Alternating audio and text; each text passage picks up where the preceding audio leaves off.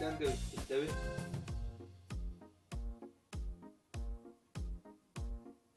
Hayal var istevi ne? Kulağım illa. Simen Mitrofanovich, Vülakır gibi. Oğlan adettir. Vülerep oldu.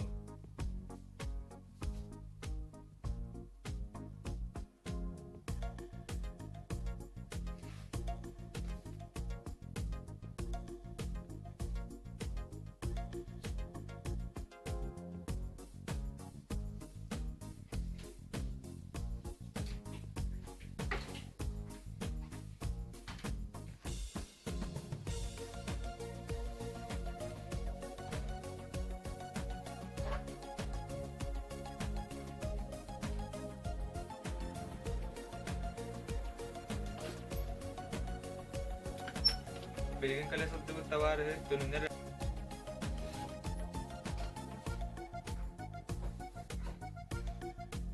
Ne doğru? Olay. Sihirli sehergen. Fantastik var. Pandoluyla bitkini. Gölcen balgıdan sağa takastı. Bir her bütün törükte Ahmet. Oğuz çıbasan bağın soğuk. Korakken Vülakır döner bağlattı. Görene de bitkini. Kanna var ki. Üstü canlarga. Tavar yapsa. Anla. İnce be.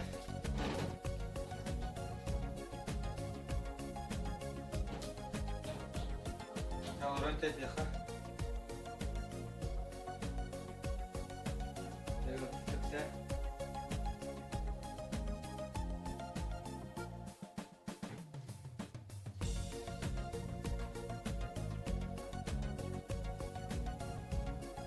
Bilet oğlaklı, yoğun bir sakka, bu sonumuz kolay yönlerdi olur.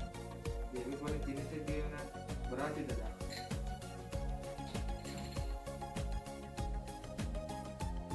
Daraboların kayılarcık telbit edin.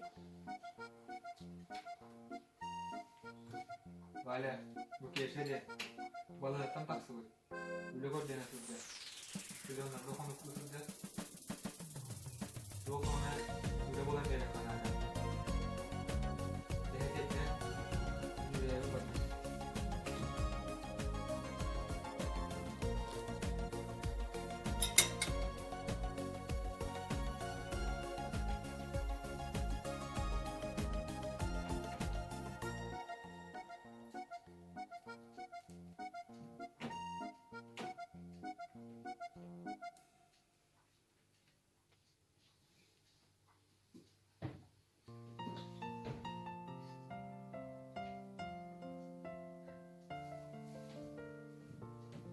En Çekhov aynalarını sevilen ağarı bitkin.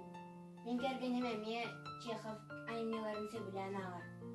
Kini de ten haralıdan sağlamda.